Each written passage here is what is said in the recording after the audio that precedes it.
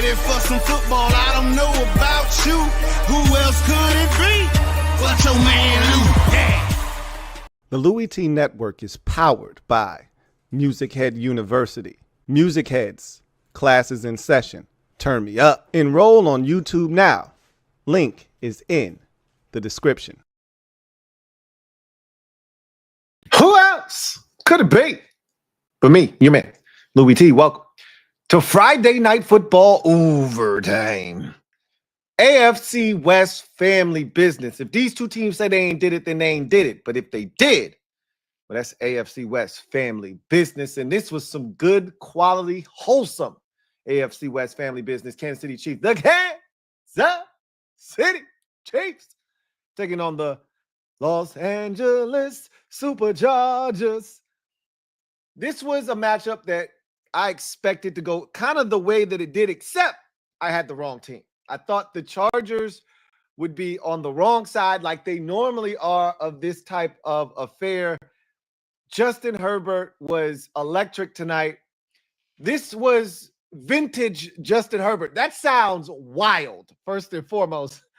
When you talk about a quarterback going into year 6, to say that this is vintage as if he's been in the league for 10, 12 years. But this was vintage year 1, year 2, year 3 Justin Herbert, not year 4, year 5 Justin Herbert. They unleashed him tonight. I thought, I talked so much about Greg Roman and this run-dominant, tight end-based offense. They're going to run the football a bunch tonight, take the air out, go play action fake, work the middle of the football field, make Justin Herbert sort of a caretaker, if you will. And that's what he was last year. And maybe some of that was due to the injury that he had with the hand, and they didn't want to push him, and then the ankle and all of that. They cut him loose. This looked like Justin Herbert early in his career when he was slinging it 35, 40 times a game, and was the reason the Chargers were winning games and in games despite their defense not being very good. I was shocked at how they came out in this game, but Chargers get the victory, 27-21 over the Chiefs. I told you guys in the skill game, which was the preview for this game, that I didn't think this was going to be played in the teens like the 2 games last year. I said, I expect points to be scored this time around. I did not think they were going to make it to the high 20s, right? I said 24-20, 23-20. That's where I thought this game was going to end up. They ended up 27-21, but I knew it was going to be played in the 20s.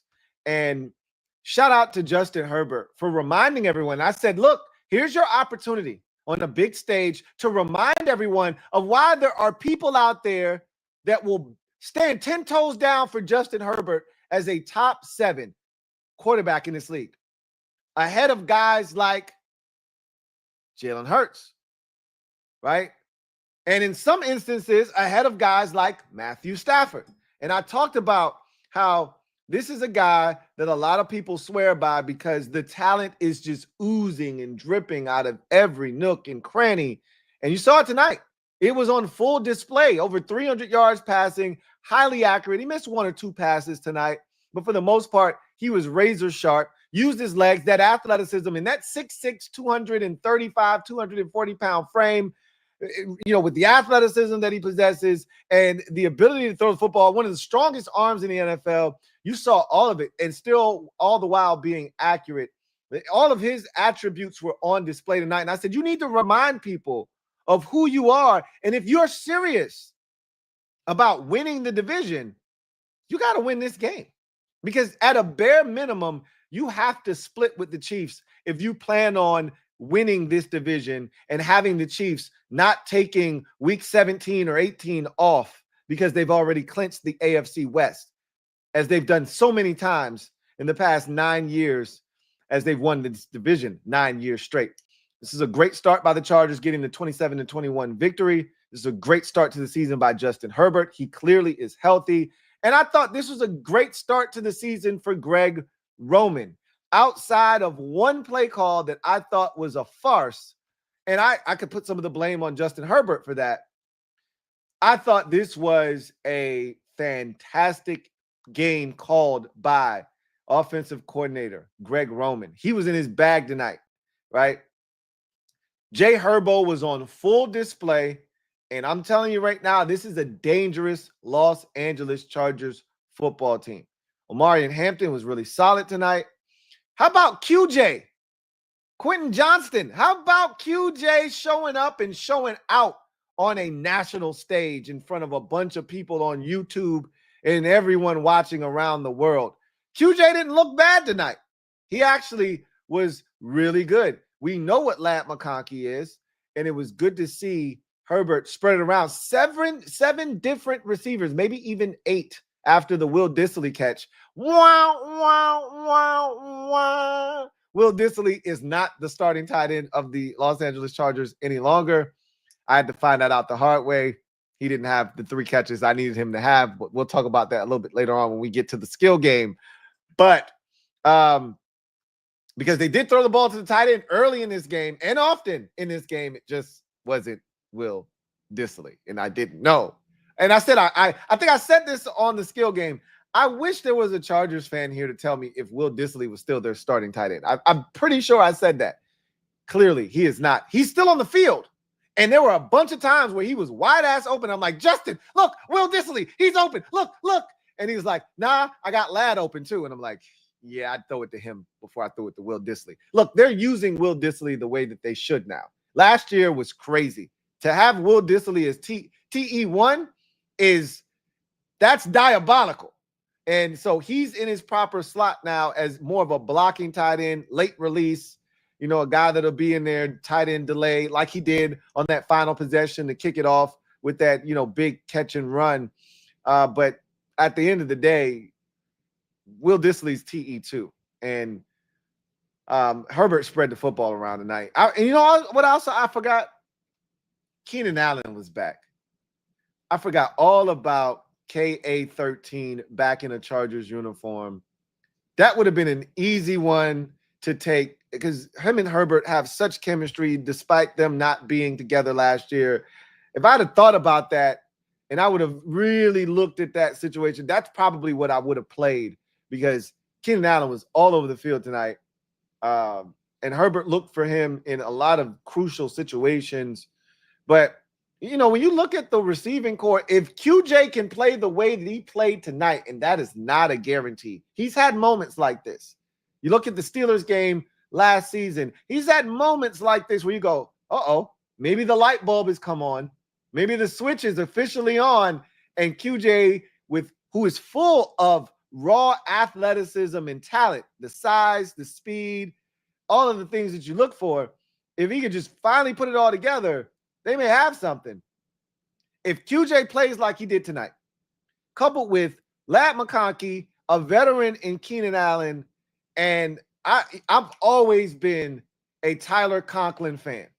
Coming out of, Western?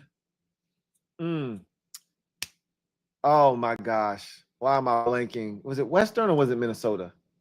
I think he might have been a Gopher. I've always been a Tyler Conklin fan. When he started out with the Jets, then I think it was the Minnesota Vikings, matter of fact.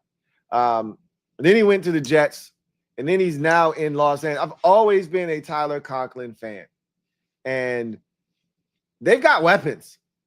And look, Justin Herbert can be surgical back there, and he had time tonight.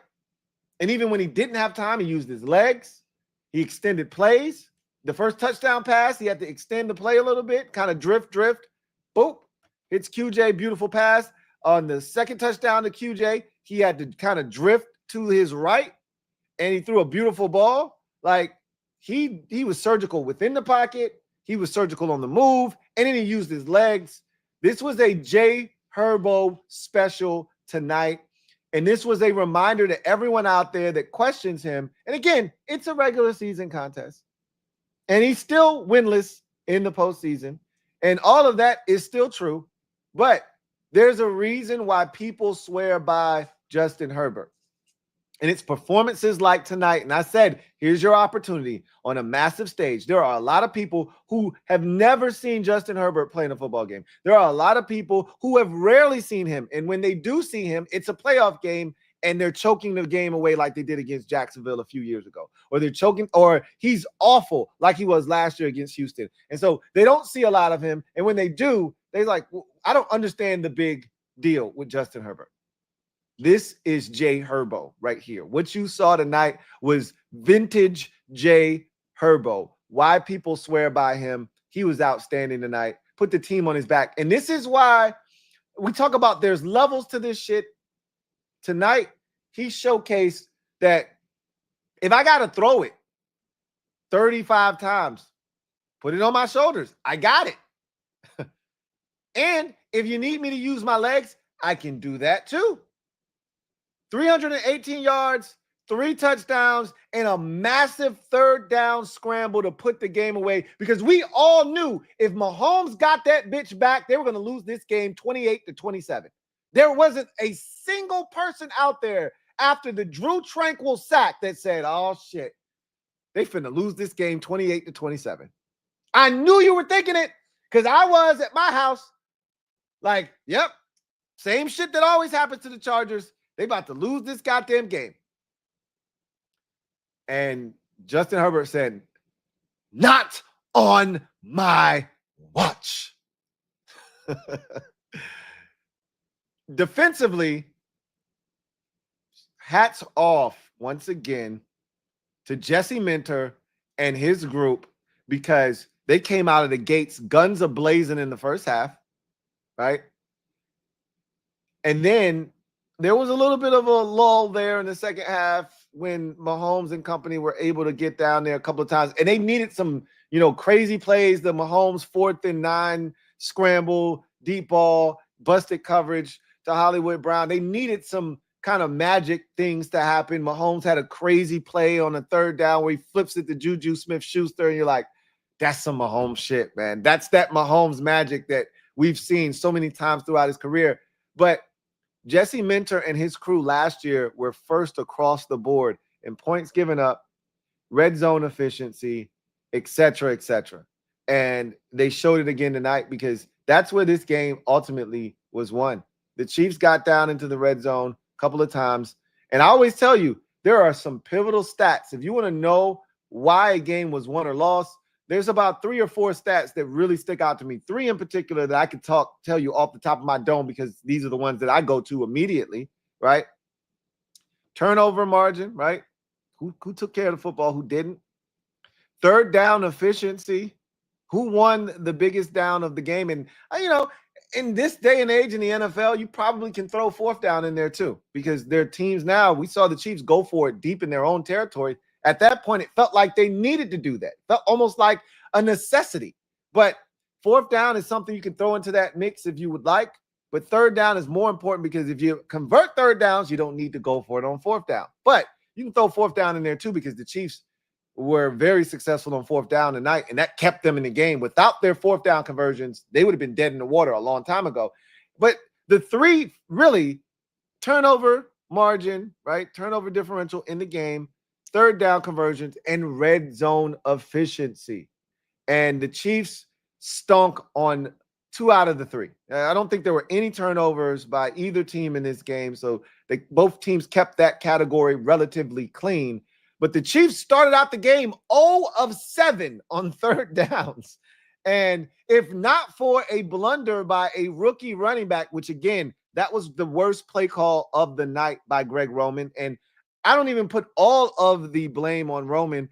I put some of that in the lap of his star quarterback, Justin Herbert. Jay Herbo has to tell the young rookie, hey, under no circumstances on this run do you go out of bounds.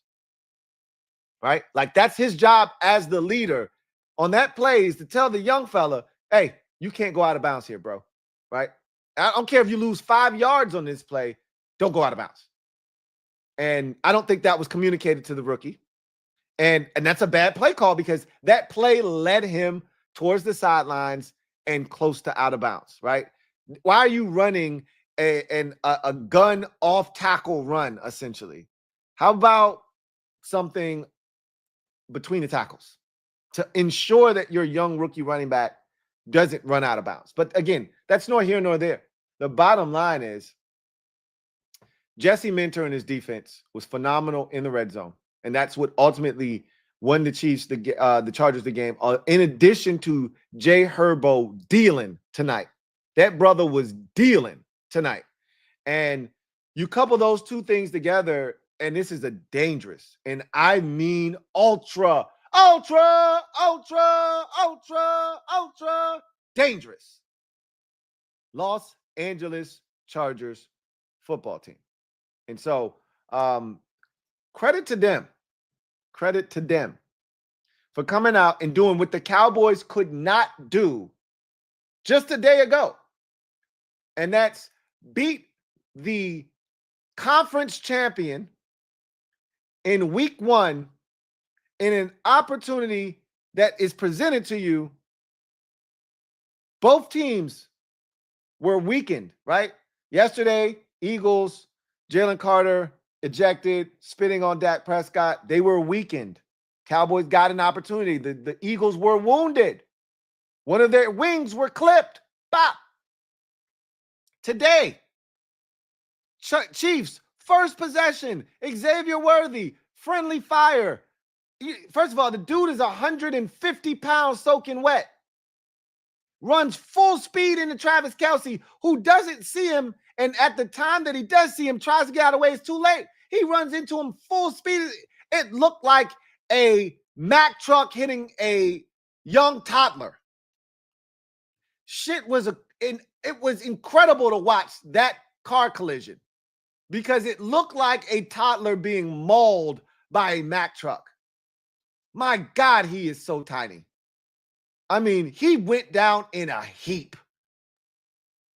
And at that moment, the Chiefs were compromised. You were already without Jalen Royals, your rookie wide receiver that you drafted this year. You were already without Rashid Rice.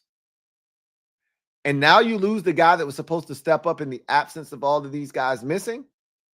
The guy that was really good for you last year as a rookie and Xavier Worthy. Now he's not in the lineup. And all the focus now goes to Hollywood Brown. They were compromised.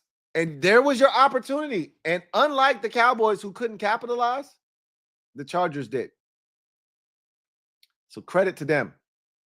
Credit to them for getting the job done and getting to 1-0, making a statement to the rest of the AFC, the rest of the AFC West that, hey, we in it for the long haul this year. We're not bullshitting. We're not messing around.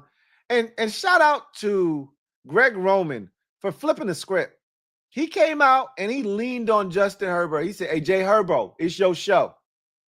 A lot of people watching. I'm going to turn you loose. Show them what you got. And boy, did he ever. I'm still kind of taken aback by the approach. I was expecting, close to 20 carries for Amari Hampton. And he might have gotten up there to 15, 16, but I was expecting 19, 20 carries for him. I was expecting another 4 or 5 for Najee Harris. They might have even snuck in Haskins, which I think he stinks, first and foremost. That even having him back there on kickoffs is criminal, right? But, that's a hardball guy from Michigan. So at the end of the day, I thought they were going to run it, well over 30 times when you add in the Justin Herbert scrambles that were going to occur throughout the course of the game. And I don't think they were even close to 30 runs when it's all said and done. And Herbert almost threw it 40 times. And it was just a total role reversal for a coordinator whose MO is to run the football to set everything else up. That was so much fun to watch him say, no, I got one of them. I got one of those guys. Now, he ain't one of them ones. Herbert ain't one of them ones. But that next tier down, he's right there. And he's like, I got a really good quarterback. A really good quarterback. And I got to let y'all know, just in case you forgot, that I got one of those really, really good quarterbacks. Hell of a job by the Chargers coming out and kind of setting the tone. Like, the Chiefs are vulnerable. The Chiefs are vulnerable. With all the injuries that they have, with the suspension, they're vulnerable. They could easily start 0-2 next week at home versus the Eagles. Here's your opportunity to put them behind the 8 ball. Like, you can't worry about what they're doing. You just got to keep taking care of business. But here's your opportunity. They could lose next week, be 0-2. You could win next week, be 2-0, and all of a sudden they're playing from a position of, for them, unfamiliarity, right? They're playing from a position that they're not comfortable playing from. Now, I'm talking about in a game where they come from behind all the time and win. I'm talking about coming from behind in the division race. That is not something that they've had to do very often over these 9 years that they've won the division straight. I think there's 1 year where they started off slow, maybe 3 years ago, where they started off relatively slow and had to come back and get it. This could be really interesting. Speaking of those Chiefs, let's talk about them. I thought that the offense started off extremely slow, obviously, with all the punts and missed opportunities.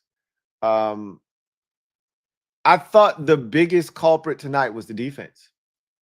You know, for as good as the defense was last year, this felt like a continuation of the Super Bowl. They couldn't get stops when they needed to. They gave up big plays throughout the night. Justin Herbert threw for over 300 yards. He threw for 3 touchdowns. They couldn't cover in the secondary. Guys were wide open. The first QJ touchdown, the second QJ touchdown, the Herbert run on the 3rd down at the end of the game. There were too many defensive breakdowns. And I like the fire from Drew Tranquill getting in the face of Chris Jones. You're not absolved from taking the blame of wrongdoing. You went inside on a play where you were outside contained, and that gave Herbert the lane to get outside and ultimately get the first down. That's on you. And so I like them holding him accountable for that. You don't get to freelance because you're Chris Jones. That cost them there. Because, again, I thought that if Mahomes got the ball back, they were going to win this game because that's what they do to the Chargers. And I know every Chargers fan out there was saying, if they get this ball back, shit, we're probably going to lose this game 28-27. But he never got it back. Credit to Jay Herbo for that. But I thought the defense was really lackluster tonight. They gave up a bunch of plays. They, I thought, were unable to get the timely stops that the Chargers were able to get. You know, the Chargers got into the red zone and they scored touchdowns for the most part. The Chiefs got into the red zone and they had to settle for field goals. And that was really the difference, right? Defensively, they took risks. It did not pay off for them. I thought also that, I don't want to say they gave up too many yards on the ground, but I thought there were opportunities for the Chargers to kind of stay balanced. They had their fair share of stops in the backfield, no gain, loss of 1 or 2, a gain of 2. But they also gave up 8, 9-yard runs. They gave up some Herbert runs. I just didn't think they did anything extremely well, other than they did get consistent pressure. It felt like consistent pressure on Herbert to flush him, but they didn't get him on the ground very often, right? They sacked him probably twice. I think Tranquill had 1, maybe 2 sacks in the game. But ultimately, Karlaftis, I thought, was doing work on that right side. Obviously, the Chargers have a big void over there on the right side, with Alt having to move over to left tackle because of the injury to the babyface assassin. So those things happen. But ultimately, the defense wasn't good enough. This is not the defense, at least in this first game, that we saw last year, you know, really hold teams down. And this, again, this feels like a continuation of the Super Bowl. And you will be remiss if you think teams aren't watching the film from the Super Bowl with the Eagles and what they did, and looking to see if they can't copy that, because it's a copycat league. And there are a lot of deep over routes, which the Eagles killed the Chiefs with in the Super Bowl. You saw a lot of deep over routes. Lamp McConkey running wide ass open, right? A lot of eye candy in front of their face, and then a deep over route behind it. And linebackers at that midpoint not knowing whether to get more depth or to come up and take the eye candy, and they're kind of in no man's land. And there's Lamp McConkey wide open. There's the tight end, Tyler Conklin, wide open on a corner route. And you're just like, yo, what is going on? And so there were a lot of big plays. You saw the deep over route to QJ for the touchdown against pressure, man-to-man against the safety. That safety never stood a chance in that play. I thought his leverage was all off. He gave up that whole half of the field. He should have been playing the post instead of playing the corner route where there was a lot less space to defend. But that's nor here nor there. The bottom line is the defense wasn't up to par. They gave up over 300 yards passing and 3 touchdowns to Justin Herbert and let him do whatever it was he wanted to do tonight. Meanwhile, offensively, they got off to a slow start. They kind of got, it going a little bit, but even the touchdowns that they scored in the second half, they were a struggle. One was like a 13, 14 play drive, and then the other, which I think might have had 1 or 2 fourth down conversions on it, and then the other happened on a 4th and 9, right? Well, the first one to Kelsey, I think they might have converted on a 4th down once on that drive. May not have, but the second one, they needed a 4th and 9 big play. Well, actually, that was a field goal because they still couldn't get in the end zone. They got down to the 8-yard line. I believe that play, he was tackled at the 8-yard line, and they still couldn't get in. Jawan Taylor is awful. My God, he's a walking penalty. He stinks. And whether it's a holding or a false start or he's illegally lining up in the backfield, he is a walking penalty. And they just have to deal with it because they paid him a bunch of money and it just is what it is. But man, if I were a Chiefs fan, every time this guy is on the field, I'm holding my breath in a critical situation because whether it's a pre-snap violation or post-snap penalty, I just expect him to do something to F up something, right? And every time I watch a Chiefs game, it feels like he has 3 or 4 penalties by himself. And that might not be the case. It just feels like it every time. And, the false starts, he gets off a lot. They could call him for a false start even more than they do. If you're a Commanders fan, it reminds us of Morgan Moses and how he used to get away with false starts all the time. Jawan Taylor is another one of those guys that gets away with false start all the time. And he could be called for it a lot more than he already gets called for it. So he was a problem tonight. But the Chiefs offensively, Mahomes continues to miss opportunities deep.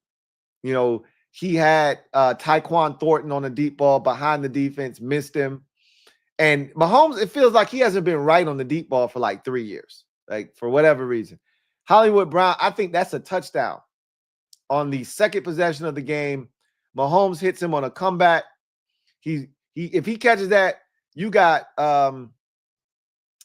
Dante Jackson screaming up to make the tackle. He was not going to make that tackle. He was out of position. He was going to fly off of his hip. And I don't think there was going to be and first of all, we know Hollywood Brown can fly. I don't think there was another defender, a safety, nothing over there to stop him from making a beeline down the sideline at full speed. You would have saw combine speed down that sideline. No one was going to catch him. And he knew it, which is why he was trying to spin out of there with the football to get up the field. And as I always like to say, you can't run and have fun without the ball, right? And he tried to have you can't run and gun, you can't have fun without the rock. And he tried to take off without the football. And those are the times I talked about this on the skill game when I previewed this game. I said it's usually a very small, margin of error for the team that loses the game, right? Small margin of error. And it's the 1 or 2 mistakes that are made that ultimately cost you the game. Well, you could say that about most NFL games, but in this particular rivalry, where these games come down to 1 score all the time, and it's usually 2 or 3 points, 1 or 4 points. It's not usually 6 or 7. It's usually a late field goal, right? An overtime touchdown because the game was tied at the end of regulation. It's usually something along those lines. You had the drop by Hollywood Brown, and you had the missed extra point by Harrison Butker. How about that thing of beauty by the Chiefs to do the fire drill to get their field goal unit on the field with 8 seconds left, run them on the field, get the field goal off from 58 yards and have it be true. And then after a touchdown, you can't even make the extra point. How about that irony, if you will? I mean, incredible. That changed the entire complexity of the game because then they were chasing points from that point forward. It's a totally different game if the Chiefs are down just 7, which is what they would have been down had he made the extra point and not had to go for 2 and not have that one, batted down by Tierra Tart. I thought Rich Eisen, first of all, how about the YouTube coverage? Man, that shit gave me Netflix vibes in terms of the clarity. Like that YouTube coverage, I could do it all without all of the throwdowns to destroying or Mr. Beast at the beginning. I could do without all that shit. But I get it. It's YouTube. You want to go to the YouTubers? Cool. I got no issues with that. The actual presentation, shit was immaculate. And Rich, I thought, did a really good job. Sans for a couple of, it's Tyler Conklin, and they literally called him Will Dissily for 5 minutes, even after the play. Like, you've seen the replay. I'm like, bro, it's Tyler Conklin that fumbled the ball. You're still, they're running another play, and you're still calling it Will Dissily.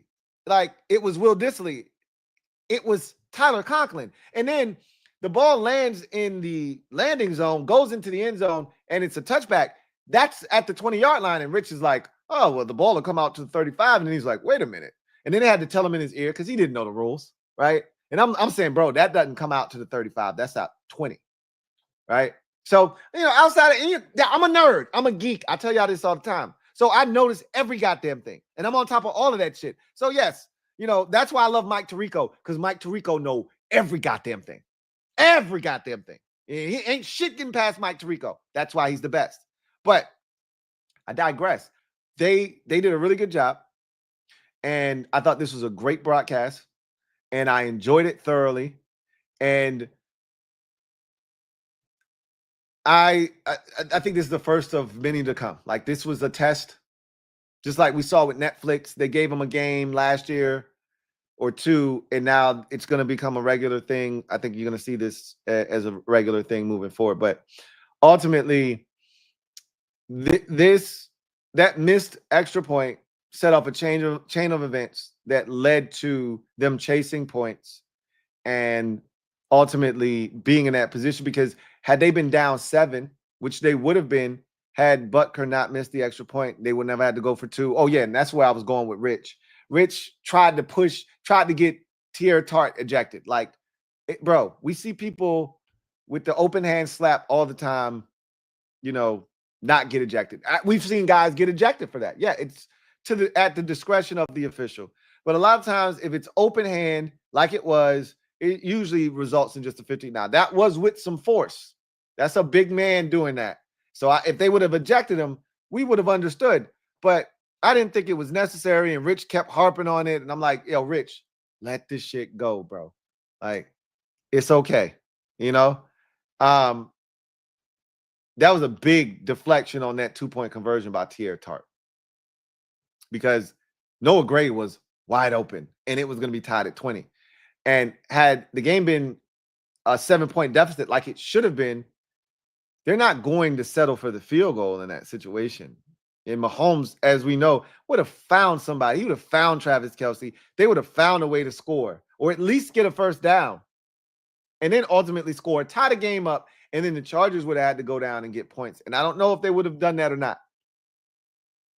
We'll never know. That kind of game pressure would have been it. Game pressure is different. There's levels of game pressure. Being tied and needing to go down and win the game, trailing and needing to go down and get a score to take the lead, and being up and needing to get a first down or 2 to preserve the game, those are different types of game pressure. Right? There's different types of game pressure. If the Chiefs had tied this thing up, that would have been a much higher level of game pressure than, hey, we up. And even if we don't get these first downs or get the first down, they still need a touchdown. Again, you don't want to live in that world where Mahomes gets the ball with basically 2 minutes and, enough time to go and hurt you. But it's a different type of game pressure. The Chiefs they didn't execute tonight. And they had red zone woes last year in terms of offensively. They had it again tonight. Mahomes had Kelsey open for a touchdown. Over the middle of the field. He came in that little slow motion, ran a little shallow cross around, over the middle of the field. That's their little thing. And I don't know what happened. It didn't look like Kelsey slowed it down, just like Mahomes was off. That's what it looked like to me. Maybe Kelsey slowed it down a little bit. Mahomes expected him to continue on full speed, whatever. It would have been a touchdown if he would have hit him, but he didn't. Then he throws a fade to Brownlee, right? And if you watch the preseason, again, I'm a nerd, I'm a geek. So I watched the preseason with the Chiefs first team offense out there. One play from Mahomes. One play, one throw, rather. Right? Because he threw a pass in the end zone, pass interference, got him down to the 1. And then he throws a back shoulder fade to Brownlee, and he goes up and gets it against Arizona in the preseason. That's what they were trying to do there. And Mahomes didn't even give him a shot. That ball was 4 yards out of bounds. What is he supposed to do with that? He didn't even give him a shot. Like, Rich was surprised. Like, oh, my God, on third down, they throw the ball to Brownlee. And I'm like, nah, that's that big 6'5" son of a bitch that they like to throw it up to go get that shit. And he can. Top shelf. But Mahomes didn't even give him a shot. For as good as he was, when your best is required, I talked about this last night. When your best is required, and normally we've been spoiled by Mahomes because normally when his best is required, that's when you get his best. Tonight, that wasn't the case. When he needed to hit Kelsey over the middle, and again, could have been Kelsey's fault, could have been his fault, I don't know. It didn't happen. When he needed to at least give Brownlee a chance, he didn't. But this defense, all they needed to do was get the ball back to Mahomes one more time, and they couldn't do it. And so you also got to give some of the blame to that defense. And I talked about the defense. I thought they were the biggest culprit of the night because you can't let Herbert do what he did tonight. And then the icing on the cake is the run at the end where he's able to slide in bounds and pretty much ice the game. You can't let that happen. The defense did not do their part tonight. So, big win for the Chargers, man. Man, that is a massive win, a tone-setting win. Let's see, how they continue on with it. But it's a big win for Jim Harbaugh and his crew, week 1. Like, this is a dangerous Chargers football team. And I think they sent a message to the rest of the AFC that, hey, I know y'all talking about Buffalo and Baltimore. We'll see them on Sunday night. And the Chiefs, like, those are the 3 big-time teams in the conference. And you maybe sprinkle in Joe Burrow, but that defense in Cincinnati, nobody really believes in them. But, hey, just don't forget about us. We in the mix, too. I think we got that message loud and clear. It's week 1. But I think most of us expected the Chargers to be good this year anyway. How good? Only time will tell. Got to keep Herbert healthy. This is a really good start. Really good start. So, we're going to get to the comment section in a bit. But before we do that, you know what we got to do. We have to get to the skill game. I made some picks earlier. They didn't go well. We're going to talk about them. Let's get a word from one of our sponsors and the skill game brought to you by Sleeper. The skill game brought to you by Sleeper. All right. So let's do it. Sleeper is a fantasy sports and real money game app that focuses on bringing people together through sports and gaming. I absolutely love this app. It is so much fun. It has added so much value to my football watching experience. I urge you to go and download the Sleeper app. Use the promo code LTN to get 100% match up to $100. This app is everything. All right. So earlier before the game, I had my breakdown on the skill game, and I talked about the I talked about some picks that I made. Let's take a look at them, right? Oh, I'm over here using the wrong stylus. The right one. So here were my picks. I'm so disappointed. Um, so I had Will Dissly I just needed him to have more than 2.5 receptions. I would have taken less receptions had I known he wasn't the starting tight end in LA anymore. And I said, when I was doing the show earlier, I said, I wish there was a Chargers fan here to tell me he isn't the starting tight end anymore. Or who's the starting tight end. He got a lot of reps, did Will Dissly. He just didn't get a lot of targets. He got one target, and the one target, he made it count late in the game. But Tyler Conklin got most of the targets early in the game when they were looking to target the tight end. It was Tyler Conklin. And if I would have known that, I would not have selected more in terms of 2.5 catches for Will Dissly. So I got to take my L's. I got to take my L like a man. I'm disappointed that, and I should have looked that up. You know, I had too much money at stake here to just go, well, you know what, Tyler, Will Dissly was their starter last year. And I said this like 15 times last year. It's never okay to have Will Dissly be your starting tight end. They rectified that issue. And unfortunately, I did not do my homework. So that's on me. I had Omarion Hampton, more than 12.5 rush attempts. He had 15. I knew they were going to run. I thought, first of all, this was a lot closer than I thought it was going to be, because I expected Greg Roman to come out and pound the rock. And Greg Roman was like, to hell with what you talking about. We finna air this bitch out. And that they did. He did eclipse 12.5 carries. He had 15 on the night. And then Isaiah Pacheco. First of all, get Kareem Hunt's old ass out the goddamn game. They had me out here cussing Kareem Hunt out, cussing Andy Reid out. All this stupid ass motion, all this dumb ass shit. They just run the ball, which it wasn't working. So I don't blame them for not running the ball. But when you do run it with Isaiah Pacheco. Stop taking him out the game. Stop putting in goddamn old ass Kareem Hunt. Stop putting in the rookie, which I actually think he's going to be really good, right, Bashard. But I was disappointed that Isaiah Pacheco couldn't get 12 carries in the game. I thought, but again, that was going to be dictated by how the game went. If the Chiefs were ahead, they were playing with the lead. If they were trying to take the air out of the football, Pacheco would have had more carries. They were down early. They were down often, and that took away the threat. And then they just weren't very successful on the ground either. There were some nice hits in the run game. Not saying that they didn't have, some nice hits. He had 5 carries for 25 yards. He averaged 5 a carry.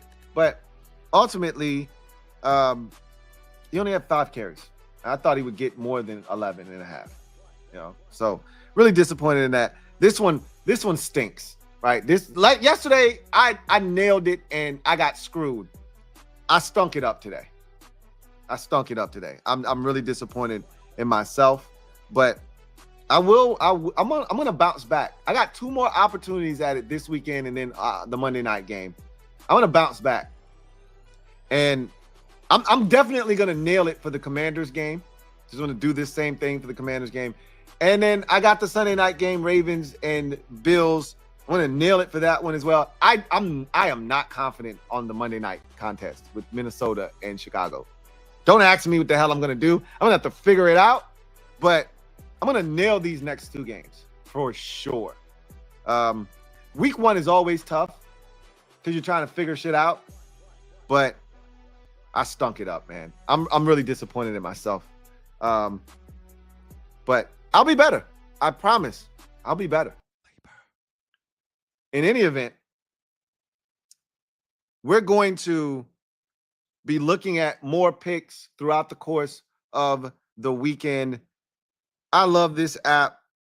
I love the opportunities that exist. I was during the game scrolling through some of the in-game options. I'm looking at some of the popular NFL duos, as you see here. Anytime touchdowns by Jahmyr Gibbs and Bijan Robinson, two of the most prolific touchdown scorers in the NFL. Like, that feels like it's going to happen, right? In their respective games, they're going to touch pay dirt at some point in the game. And you know, just going back to the game tonight, just some of the picks that I bypassed. Remember, I mulled over Patrick Mahomes, 17.5 rush yards. Remember that? The man, you killed him on the ground tonight. Mahomes had over 50 yards rushing, and I sat there and I mulled over. Man, I think he's going to have to run tonight, but I don't know. And oh, my God, that was so much. And then what did I say? Travis Kelce, anytime touchdown. You know he's going to – he kills the Chargers. He's going to touch pay dirt. And I second-guessed myself. There were opportunities for me to hit tonight, and I dropped the ball. I'm disappointed in myself, but such is life, you know? You live and you learn. At the end of the day, go get the Sleeper app. Use the promo code LTN to get a 100% match on up to $100 deposit. Again, there are so many opportunities for you to make money.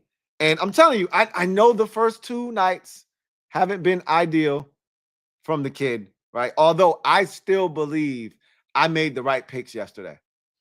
Tonight, not so much, all right? I'll admit tonight, not so much. I second-guessed myself, and I got what I deserve. But I'm here to tell you that there are opportunities for money to be made here. And I'm going to help you. Just go download the app. Use the promo code LTN, and I am going to help you earn lots and lots of money on the Sleeper app. So, shout out to Sleeper for blessing the kid and sponsoring this stream, man. They are so awesome, and this app is so awesome. Looking forward to chopping it up with you guys about Sleeper all season long. Let's get back to the regularly scheduled programming and the comment section and what transpired tonight. See what you guys have to say. This was a fun game, and I told you the NFL nailed it with the games that they put forth. Yesterday, Eagles, Cowboys. Today, Chargers, Chiefs. Sunday, Ravens, Bills. Monday, Bears, Vikings. Should be a lot of fun watching a lot. And again, all but one of these contests are divisional rivals, so you know the game's going to be close and it's going to be highly competitive. And the one game that is not is a rematch of the divisional round playoff game between the two best quarterbacks from last season, where you could argue the guy that should have won MVP didn't, and the one that did win MVP played well enough to be MVP in Josh Allen and Lamar Jackson. So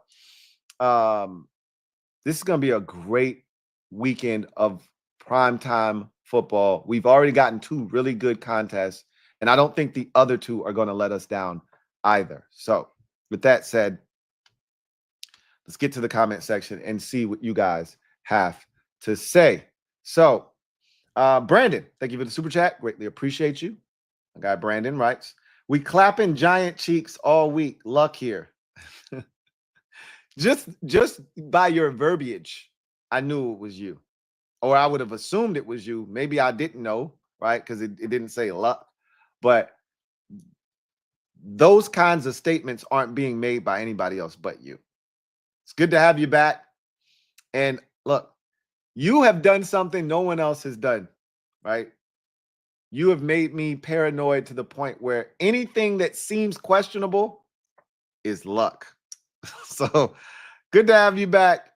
And hopefully your statement is true about our game against the Giants. And again, there's a much better way you could put that, but that's your intent, right?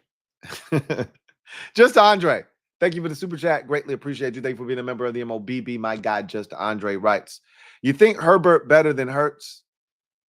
Again, for what the Eagles asked Hurts to do, Hurts is perfect for what they ask him to do. If you were asking me which of those two quarterbacks I'm taking if I'm starting an NFL franchise, which is how I base where I rank quarterbacks in the pantheon of quarterbacks in the league, yes, I'm taking Justin Herbert before I take Jalen Hurts. Again, in no universe, and again, a lot of people want to shit on Jalen Hurts, and I'm not here to do that because I understand his value. And I've said this a million times. And again, Eagles fans get bent out of shape because I told you the only time the Jalen Hurts conversation goes sideways is when they want to put him somewhere where he doesn't belong. And there's levels to this shit. And tonight was one of those games. And again, it's a regular season game. It's week 1. Hurts has done it in the postseason. Herbert has not.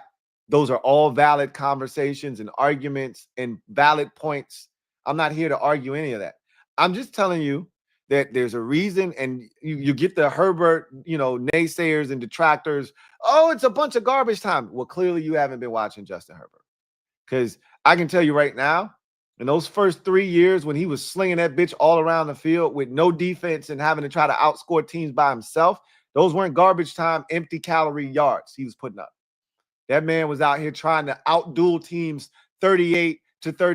That man was out here trying to win games 36-33, and a lot of times unsuccessfully, but it wasn't because of him. He was out here throwing the bitch 48 times. He was 40 of 48 for 384 yards, 3 touchdowns, an interception, and they lose the game 38-36 because the defense stinks.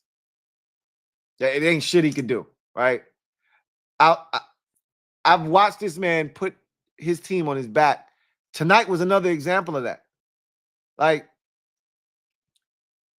he's not afforded, and again, they had the #1 scoring defense. I'm not going to sit here and make excuses for Justin Herbert. His performance in the playoffs last year was unacceptable, or in January against the Texans was unacceptable.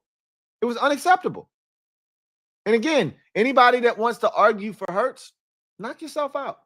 I'm just telling you, if I were starting a team, I'm taking Justin Herbert before I take Jalen Hurts. And there's no shame in that. And you're not going to make me feel bad about that decision. But if you're asking me to rank them in the league, like based off of if I need to get it done, who do I trust? It just you got to tell me what kind of team you're putting around the quarterback. If that quarterback's not going to be afforded certain things, give me Herbert. If you're going to tell me you're putting the team around Hurts that he has in Philadelphia, offensive line, like you couldn't put Jalen Hurts behind the offensive line that Justin Herbert currently has and ask Hurts to do the things that Herbert does. You can't. I'm just telling you right now, he can't do it. But if you're telling me that you're putting Hurts behind the line that he has, there's a reason that Hurts has flourished behind a line that gives him the most time to throw the football of any quarterback in the NFL. There's a reason. And again, there's nothing wrong with that. You should be trying to build your team to the point where it takes pressure off of your quarterback. Just because your quarterback can doesn't mean he has to every single week. They've built it so that Hurts doesn't have to every week. Just certain moments. There was a time when Herbert had to every single week, and he was capable. We've seen Hurts be put in those situations and him not be capable. So, again, yeah, that was a long-winded answer and a long way of getting to, yes, I think Herbert is better than Hurts if I was starting a team. If you're asking me if I had, a well-built roster, ready to win now, which quarterback I'm taking Jalen Hurts. Taking Jalen Hurts. You put Jalen Hurts on the Los Angeles Chargers, and I don't think they're a Super Bowl contending team. I don't. And this is the conversation we get into with Hurts, is you put him, you substitute him on some of these teams that are quote unquote Super Bowl contenders. You take Jalen Hurts and you put him on the Washington Commanders. No one's talking about the Commanders as a Super Bowl contender team. They're just not. You put Jalen Hurts on the Cincinnati Bengals, and nobody is talking about the Cincinnati Bengals as a playoff team, even with Jamar Chase and T. Higgins, because of how bad that defense is. They're not doing it, right? You put him on the Ravens, I think he could be successful. They might have already won a Super Bowl. I'm not calling out Lamar Jackson. I'm just saying Hurts makes winning plays when they have to be made. You could argue that everything that Hurts has in Philadelphia, Lamar has been afforded in Baltimore, which is the argument that I've heard LB make, and I don't necessarily disagree with it. But guess what? Lamar Jackson is in a different stratosphere. And again, if we're taking a quarterback to start an NFL franchise, you're not taking Hurts in any alternative universe. You're not taking Hurts over Lamar Jackson, Joe Burrow, Patrick Mahomes, Josh Allen, Jaden Daniels, Justin Herbert. You're not taking him. You're not. So there's that. Black Frost, thank you for the super chat. Greatly appreciate you. Black Frost writes, hail from NorCal. Lou, what's going on out there in North California, man? Does this change your projection of our Chargers game? I said that this was a big opportunity for the Chargers tonight. I didn't know what they were going to do. I didn't think they were going to win the game. I'm not going to sit here and try to act like I predicted them to win this game. I thought they could win this game, but I didn't think they were going to win this game. They always play the Chiefs very tough. It's always close, but I thought they were going to fall short. And up until that Justin Herbert scramble at the end to clinch it on that third down, I still thought Mahomes was going to come back and beat them 28-27. But I still got to see more. I've seen them play like this in spots before. We've seen Herbert play like this on a big stage on a Monday night against a Dallas Cowboys team, or, we've seen him play well against this team or that team, and you go, man, Justin Herbert is really good. And then you've seen him stink it up in big spots before, or you've seen the team let him down. You've seen QJ have 3 drops in a game. I don't know what I can trust right now. I like what I saw tonight. And if you can extrapolate what we saw tonight over a full 17-game regular season schedule and however many games it takes in the postseason, yeah, it does change how I feel about the Chargers. But I can't tell you that I trust QJ moving forward. I can't tell you that I trust what I saw tonight moving forward. I still think this defense has some issues, right? Bottom line is, they played well. I trust Jesse Minter. And so that's something that I do think you can hang your hat on, is that he's going to make really good defensive calls. You're going to be stout in the red zone. You're going to find ways to get off the field, and you're going to force teams to kick field goals. So I do think that's something you can hang. There's a large enough sample size of that. But it's not a large enough sample size of QJ balling like he did tonight. There's a large enough sample size of Ladd McConkey. He's a dog. Ladd McConkey's a mother effing dog. I love him. And KA13 is officially back in LA. Look, the receiving core is just fine, even if QJ wants to trip, right? We got a little glimpse of Trey Harris. He had 1 catch tonight. He'll continue to develop as the season goes along. I love the addition of Tyler Conklin. You got some young guys out there. Amari Hampton's going to continue to get better. Yeah, I think this is a good Chargers team. And does this change the way I feel about them? Yeah, because in order to beat a man, you got to beat the man. And if you have serious aspirations of being AFC West champions, which is the first step in getting to where you ultimately want to go, you got to beat the Chiefs. And you did that tonight. So yes, this does change the way I view them. But they got to continue to do it. They can't just rest on this one victory and think that shit's sweet. Because the Chiefs are going to bounce back. They got a tough one next week, though. But they're going to bounce back. They can get hot at any time. They got the Chargers got to play consistent football throughout. But this definitely makes me look at them different for sure. John Cedillo, thank you for the super chat. Greatly appreciate you. My guy John writes, "Sup, Lou? Sup, John? Hope all is well. Likewise, as always. Great game overall. Glad to see Herbert get a close game win. Likewise, he gets scoring in a lot of these games, man, and a lot of times it's not even his fault. Hopefully, he can overturn that narrative in time. Performances like tonight will go a long way in doing that, but he's got to continue to do it, to your point. Missed last night's coverage. It was late and had to work. DP was solid along with the run game. Excuse me. Man, Dak wasn't solid. Dak was awesome last night.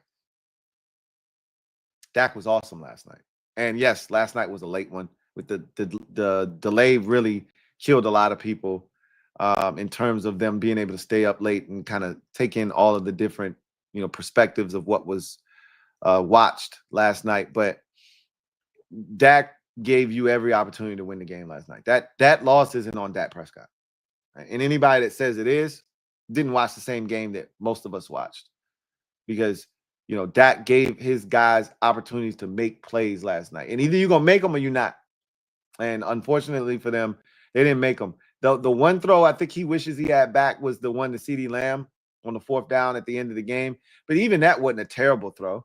It was still catchable. It was just tough. He could have dropped it on the bucket on the outside shoulder away from the safety where CeeDee didn't have to dive. That's a tough throw, period. He gave him a chance. It was incomplete. And ultimately, Dak Prescott played winning football last night. Unfortunately for him, most of the offense didn't. Miles Sanders, Jake Ferguson, CeeDee Lamb, that hurt him. Those guys hurt him last night. And the run game was solid. I think that one is that remains to be seen if that's real or not. That feels like a fable. That run game that I saw last night feels like a fallacy. I'm not buying it. Like, you're not going to get me to believe that Javonte Williams all of a sudden is a dog, and Miles Sanders, who may not get many more carries after he fumbled last night, is going to be breaking big runs this season. That could be Jaden Blue, but he's a fumbler too, right? I got to see the run game to believe it consistently. Maybe they can run the ball. Maybe they will be able to be somewhat balanced. We'll see. John Cedillo, thank you for the super chat. Greatly appreciate you. Double up. Thank you for doubling up. Who writes, on Dallas, want to hold on my view of the run game until we get through the first quarter of the season. That's kind of where I'm at with it. Like, going to put that on pause because I'm like, I'm not buying that. No Jalen Carter last night because of his antics. And it looked good. I mean, I think you guys as a team averaged over 5 yards a carry. But I want to see what this looks like. I want to see the consistency of the run game, how it's called, how they block up front, etc. And then, if this continues, and look, there'll be an opportunity for it to continue against the teams you're playing against. Giants next week. I think the Jets are in there as an early season game. I think there's some opportunities for you to continue to be able to run the football successfully early. We'll see. But that's something that I'll be paying attention to. He says, with Micah gone, I assumed the front office was punting as the run was questionable. With RK would help the interior, but the edges would suck. Honestly, I looked at how the defensive line played. The interior was really good. The edges weren't as bad as I thought they were going to be. They're not dynamic. They're not obviously Michael Parsons, who is, right? There are not many of those guys walking around in the NFL. But I thought Marshawn Nealon played well. I thought you got some quality reps from Donovan Ezeraku. And look, Ezeraku is so tiny. My God, he's small, right? Yikes. I'm watching Mailata block. Jordan Mailata's massive. He's 6'8". Donovan Ezeraku looks like he's 5'11", and Mailata's got his hands on him, and Ezeraku's trying to get free, and he's like trying to flail and get a holding penalty, and Mailata's just hemming him up, but he beat him a couple of times too. Fowler beat Mailata around the edge on the Hurts throw to Saquon. I think that was Ezeraku. And then there was another one. I don't want to say that was the one to Jahan Dotson down the field. It might have been where, Fowler won immediately and Hurts got it away down the field to Dotson. It might have been a different play, but you guys won on the edge a little bit more so than I thought you would. But again, I don't know if that's sustainable. And Hurts, for the most part, had enough time to do what he needed to do. So we'll see. I thought Kenny Clark solid in the game. I thought Solomon Thomas was solid in the game. In the second half, after the delay, the run defense came to life. So, if you're a Cowboys fan, there are a lot of good takeaways, but I mean, there's no moral victories. Either you win the game or you don't, and you guys didn't win. But you're not a better team and you're not a better defense without Michael Parsons. Anybody that's saying that is lying to themselves. Point blank, period.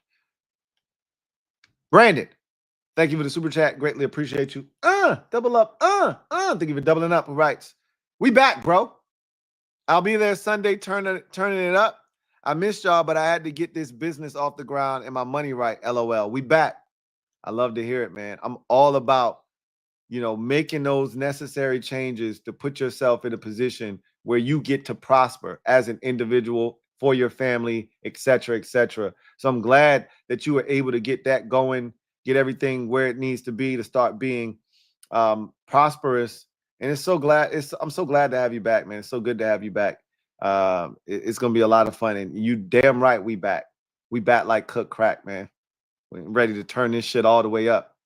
No, turn it up. I'm ready to turn this shit up. Mab22. Thank you for the super chat. Greatly appreciate you. Thank you for being a member of the MOBB, who writes, you tripping, Lou. Herbert for sure one of them ones. It's only 5 one of them ones. And Herbert ain't in the top 5. Now, again, you can put him where you want outside of the top 5, 6, 7, 8, wherever you decide, whatever floats your boat. But you can't just be giving one of them one designations to just anybody. Jay Herbert he like that, but he ain't one of them ones. All right. He says, Lamar also has playoff duds, but in terms of talent, there's no denying it. We talked about Herbo's talent. That's why people, regard him in the way that they do, is because how many dudes in the NFL are standing 6'6" at 230 plus with a rocket arm and high level athleticism? It ain't a lot of those dudes walking around. It's probably like 3 or 4 at max. It might just be him and Josh Allen, right? Like, those dudes don't grow on trees. There's a reason why people look at Justin Herbert and say, if you were building a quarterback in a lab, it either looked like Josh Allen or Justin Herbert. But you got to get it done when it matters the most, bruh. And in 2 playoff games, he has stunk it up. The first one, he was outstanding initially and then collapsed and couldn't put the fire out. When the bleeding started, he couldn't stop it. And in the second game against the Texans last year, he was flat out awful and refused to run, which is the thing that really baffled me. So, and yes, Lamar has had his fair share of stinkers in the postseason. You're not wrong. And again, but you know what Lamar also has to his name? Not 1, 2 league MVPs. Those count too. I get that that's a regular season award, but it's an award nonetheless that they don't just give to anybody. Okay. There aren't a bunch of dudes walking around the league with multiple MVP trophies. They don't just give those. And you could argue Lamar should have won it last year too. Last year was the best year of his career, statistically. So, yeah, like, if you want to drag Lamar into this conversation, sure, knock yourself out. But you're going to lose every time because Lamar is better than Justin Herbert. Period.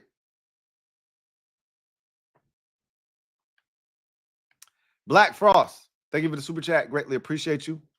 Double up. Thank you for doubling up. Who writes, I'll just say I wouldn't be surprised if Hurts goes out and Howell looks just as good as he does. Hashtag, I'm not saying, I'm just saying. I'd be very surprised if that happened. I wouldn't bank on that. I wouldn't bank on that at all.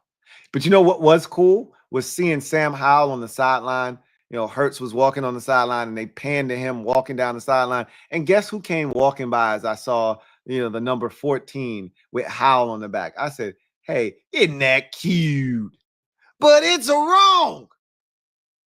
But it was just good to see him anyway. Good to see he's still hanging on in the league because it feels like he's on his way out. JLG, thank you for the super chat. Greatly appreciate you. Thank you for being a member of the MOBB. Who writes, is the Chiefs dynasty over?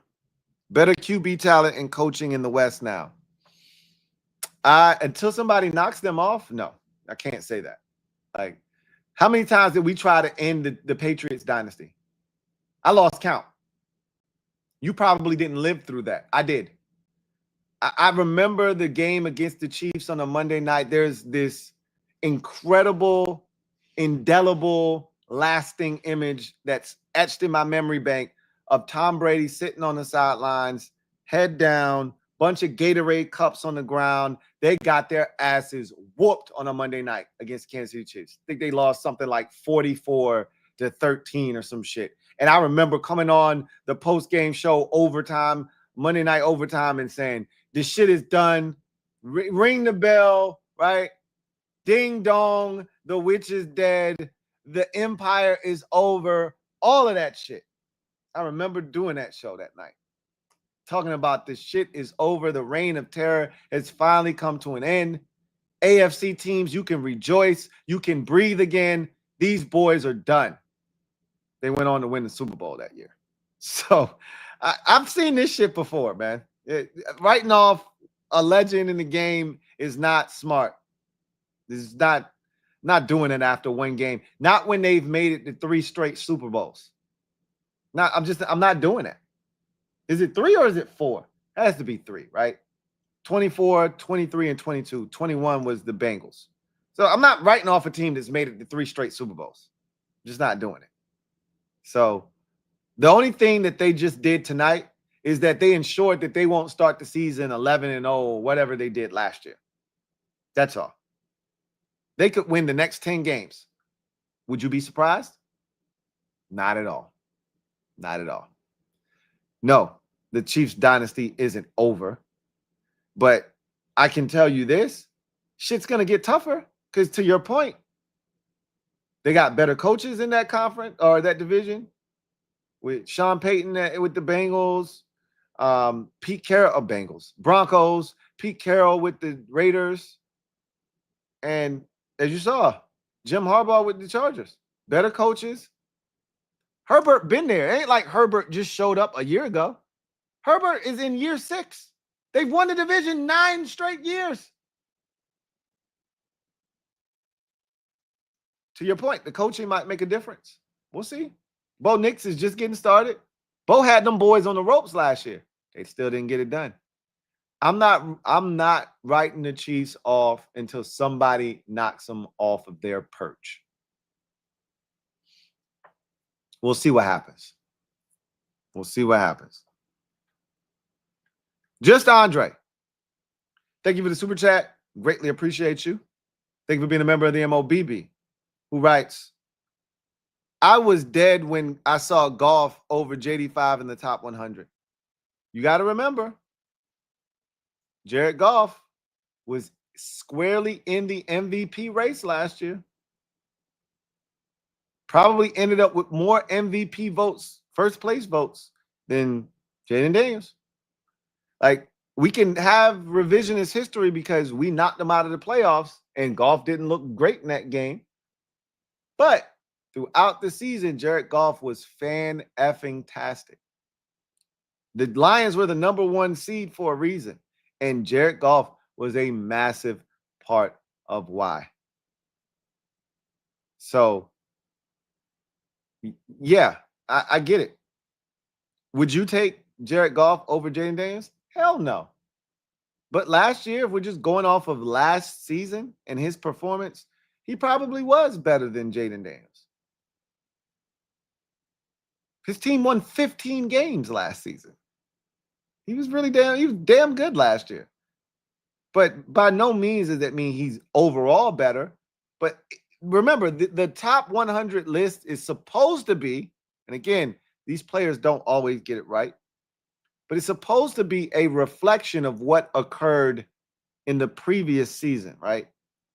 So, or what just occurred in the season that just passed. So that list of the top 100 for 2024 was from the 2024 season. And Jared Goff statistically was better than Jaden Daniels in 2024. Again, and he led his team to 15 wins and a division crown and the #1 seed in the conference. So you win in this league, you get rewarded. Ultimately, I think you're going to see Jaden Daniels ascend and be in that same conversation for MVP this year. And it'll change the entire narrative because people want to see it again. And I get that too. So anyway, I digress. Lang Hughes, thank you for the super chat. Greatly appreciate you. Who writes, did you see the poll, watch 0 JD5 tape at LSU? Oh, no, I didn't see it. So Ryan Poles, I guess you're assuming that Ryan Poles watched 0 JD5 tape while he was at LSU. No, I didn't know that. I don't care. Honestly, I'm going to be honest with you. I don't care. Clearly, they had the #1 pick, and Caleb was their guy all along. So if you got the #1 pick, you get to choose who's your guy. If I know I'm taking Caleb Williams and there's no ifs, ands, or buts about it, what do I need to watch Jaden Daniels take for? I mean, I'm not upset about that. I got the #1 pick. It's not like you have to do your homework and your due diligence because I could not end up with Caleb Williams. Then it would have been negligent. They got the first pick. They can pick whomever they want.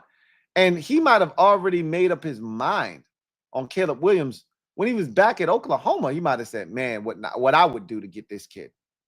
Then he goes to USC, plays for 2 years, and he's like, oh, shit, we got the #1 pick. I'm definitely taking him. So, no, I didn't see that, but it wouldn't shock me because they knew they were taking Caleb Williams. Anyhow, I digress. That's going to do it for me, your man Louie T. Thank you guys for joining me on Friday Night Football Overtime. Looking forward to chopping it up with you guys throughout the course of the weekend. If you're a Commanders fan, Commanders Kings, Saturday night live with the Kings. That's going to be crazy. Don't look forward to this being a thing throughout the course of the season. This was due to circumstance this week, but we had to come and get at y'all before our week 1 contest. And this was the only day that all of us had on the schedule. So we're going to make it work. That said, you're going to get some more Commanders content out of me. You're going to get the final episode of the week because this week's been crazy. It's been janky. I've been all over the place. I'll settle into a more consistent schedule as, you know, the next couple of weeks go by and I start to settle in on what is what. But this was a lot this week. But you'll get my last episode of Commanders Nightly News, in addition to the skill game, where we'll go over the game, a recap of what I think, a preview of what I think is going to happen, and then ultimately give you some picks for the game. And you're going to get that for the Sunday night game as well with the Ravens and the Bills. So stay tuned for that. And it's going to be a hell of a weekend. So excited. The first 2 games did not disappoint. Now I'm looking forward to the weekend and what these other games have to offer. But that's going to do it for me, your man Louie T, here on Friday Night Football Overtime. Chargers get the win 27-21 over the Kansas City Chiefs. Big win for the Chargers over in Brazil as they beat the Chiefs for the first time since 2021. Wow. Chiefs had a crazy 10-game win streak in 1-score games. That was snapped tonight. So we'll see if they start a new streak. But Chargers made a statement tonight, loud and clear, that they're here and they're not going away. We'll see if they can be real contenders in the AFC and the AFC West this season. They're off to a good start. That's going to do it for me, your man Louie T. Until next time, shout out to Sleeper for sponsoring this stream. You guys have a good one. Take care. God bless. Good night.